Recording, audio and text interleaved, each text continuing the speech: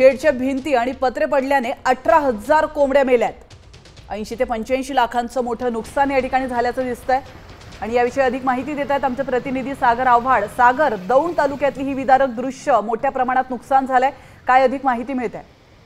नक्की 18,000 कोंबड्या ज्या आहेत त्या मृत पावलेल्या आहेत। मुसळधार पाऊस आणि वाऱ्याने पोल्ट्री फार्म जे आहे ते पूर्ण उद्ध्वस्त झालेलं आहे, भिंती पडलेल्या आहेत आणि पावसाचं पाणी जे आहे तेही पोल्ट्री फार्म मध्ये घुसलेलं आहे।